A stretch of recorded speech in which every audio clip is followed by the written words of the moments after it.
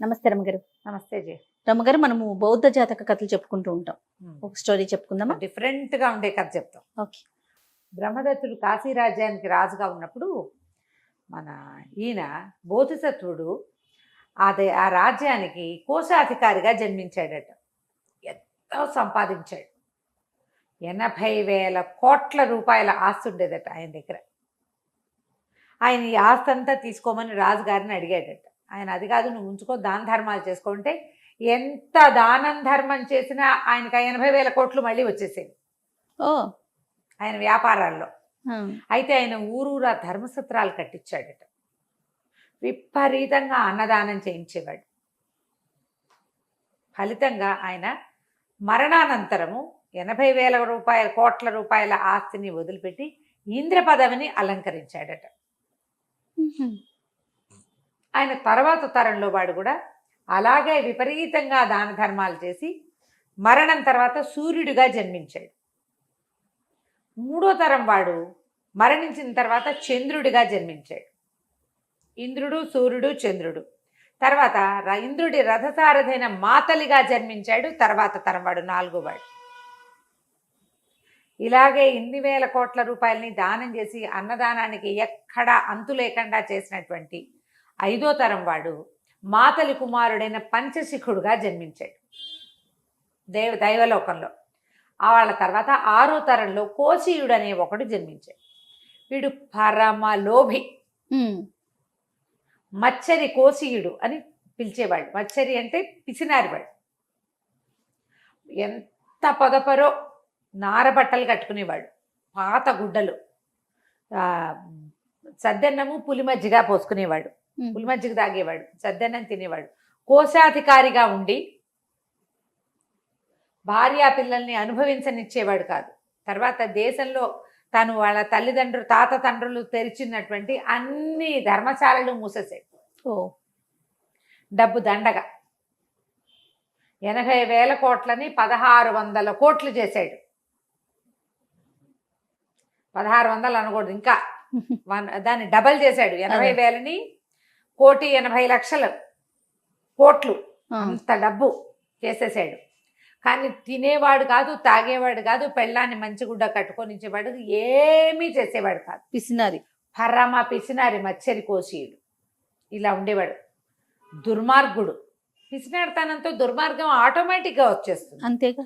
మొత్తం భోజనశాలలన్నీ మూసేస్తే ఊళ్ళో వాళ్ళంతా హాహాకారాలు చేసిన అతను ఒప్పుకోవాలి. ధర్మానికి ఇచ్చాం, మా తాత ఇచ్చాడు, ఆయనకి ఎక్కువ, నాకు ఎక్కువ కాదు, నేను ఇవ్వను. బాగుంది. అయితే ఏమైంది, ఒకనాడు ఉపకోశాధిపతి గారింటికి వెళ్ళాడు ఆయన ఆఫీస్కి వెళ్తూ. ఆ రోజున ఉపకోశాధి గారింట్లో ఏదో పిల్లవాడి పుట్టినరోజు, ఆఖరి పిల్లవాడి పుట్టినరోజు. వాళ్ళు ఘుమఘుమలాడే మన చక్కెర పొంగల్ చేసుకుని తింటున్నారు. వరుసగా ఆకులు పరిచున్నాయి. రండి రండి భోజనం చేయండి అన్నారు. ఇవాళ వీడింటో తింటే రేపు మన ఇంటో పెట్టద్దు ఊరి, అందుకని వద్దు వద్దు నేను భోజనం చేసి వచ్చాను అన్నాడు. సద్దన్న తిని పుల్ల మజ్జిగ తాగొచ్చాడు. కానీ అరిటాకుల్లో వేడి వేడి చక్కెర పొంగలు పెడితే వచ్చినటువంటి ఆ ఘుమఘుమ అతనికి పిచ్చెక్కిచ్చేసింది. ఇంటికి వెళ్ళిపోయాడు. సాయంత్రం బెంగ పుట్టేసింది దాని మీద.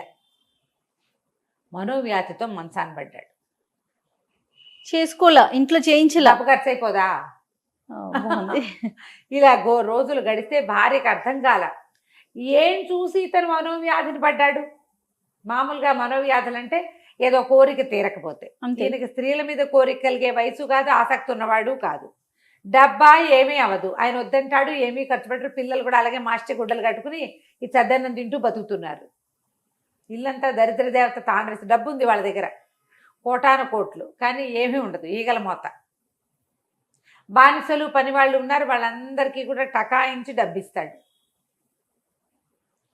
అడిగింది అడిగింది అడిగింది. పనివాడు చెప్పాడు, మేము వాళ్ళ ఇంటికి వెళ్ళిన రోజు నుంచి దిగులుగా ఉన్నారు అని. వాళ్ళ ఇంట్లో ఏం జరిగిందయ్యా అని పీడిచ్చింది మొగుడిని.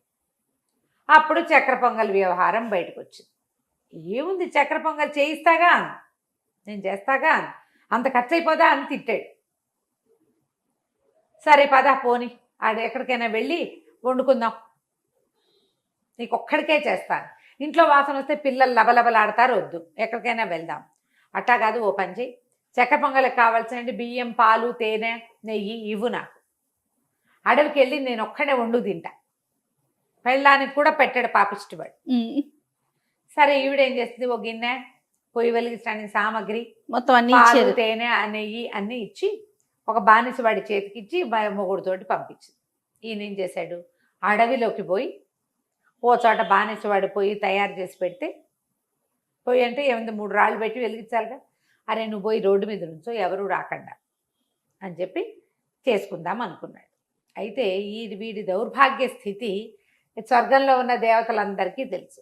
ఇంద్రుడు అన్నాడు, మన వంశంలో పుట్టినవాడు 6వ తరంలో వాడు దౌర్భాగ్యుడు పుట్టాడు. వాడు తన తెండు పితృదేవతలకు ఏం పోస్తాడు? రేపొద్దున వీడు చచ్చేట వీడు నీళ్ళు వదలాలి, మన ఎవరికి ఏమీ వదలటల్లా. ఇలాంటి జన్మెత్తాం. మన తర్వాత తరంలో ఇలాంటి దౌర్భాగ్యుడు ఉన్నాడంటే ఏమైనా బాగుంటుందా అని చెప్పి వీడిని మార్చాలని నిశ్చయించుకున్నాడు. ఇక మామూలు కాదు, ఎట్లాగైనా వీడిని మార్చేయాలి. సరిగ్గా చక్కెర పొంగలి తయారయ్యే టైంకి ఇంద్రుడు బ్రాహ్మణ వేషంతో వచ్చేసాడు. వచ్చి నాకు పెట్టి నాకు కూడా అని కూర్చున్నాడు. కాదన్నాడు, నేను పెట్టనన్నాడు. అదన్నాడు, ఇదన్నాడు. నువ్వు బ్రాహ్మడి పెట్టకపోతే నువ్వు ఎట్లా పైకి వెళ్తావు? అలా కాదని బాగా బలవంతంగా ఒప్పించాడు. సరే నీకు పెడతాను అనగానే సూర్యుడు వచ్చాడు. ఒప్పించారు. ఇంత గిన్నెడు ఉండాడు. వాళ్ళ ఆవిడిచ్చిన దానికి సరిపడా పెట్టాడు కదా. అక్కడి నుంచి సూర్యుడు వచ్చాడు, చంద్రుడు వచ్చాడు, మాతలు వచ్చాడు, పంచశిఖుడు వచ్చాడు. మొత్తం వరుస పెట్టారు. 5గురు అతని పితరులు వచ్చారు. ఇతను 6వ తరం వాడు. సరే ఆకులు తెచ్చుకోండి పెడతానన్నాడు. వీళ్ళంతా తెచ్చారు. తీరా అవి ఇంత తరిటాకులు తెచ్చుకున్నారు. పెద్ద పెద్ద తామరాకులు అంతున్నాయి. ఈయనన్నాడు, దీని నిండా నేనెందుకు పెడతాను, ఆకు నిండా పెట్టాలంటారు, పెట్టు, మందారాకులు తెచ్చుకోండి అన్నాడు. పోయి లేచెళ్ళి మందారాకులు తెచ్చారు.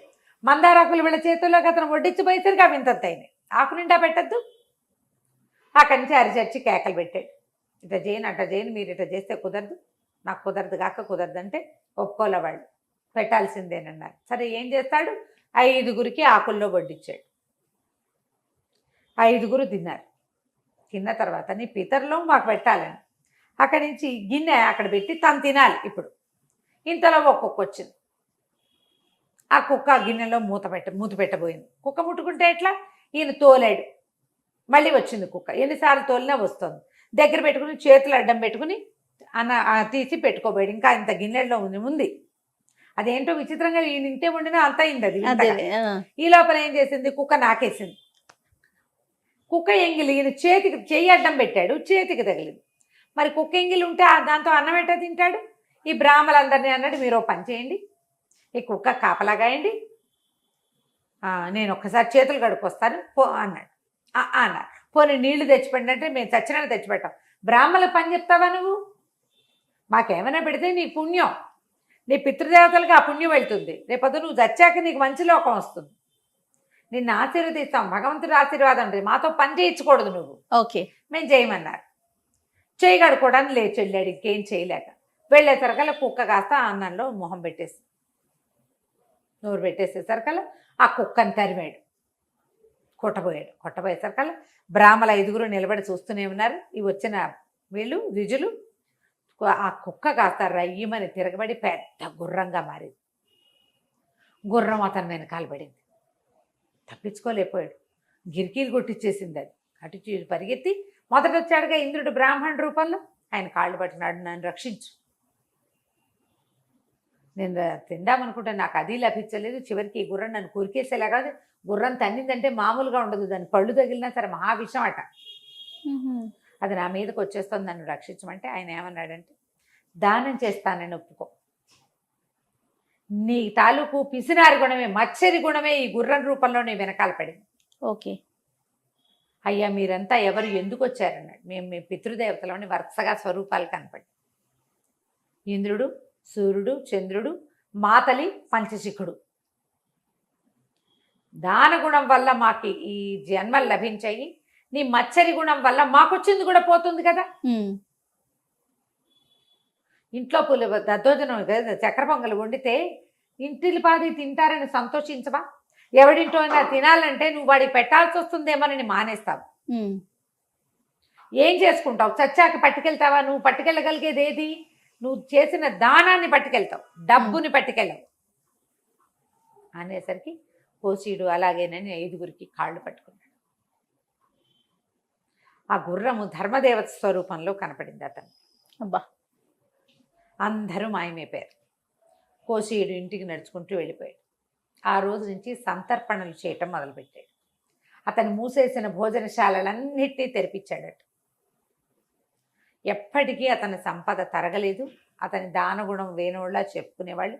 ఆ వంశంలో ఉన్న వాళ్ళందరిలాగానే వీడు కూడా కొంతకాలం అలా ఉన్నాడు, కానీ వాడికి జ్ఞానోదయం అయిందని చెప్పుకునేవాళ్ళు. కథ కంచికి మనం ఇంటికి.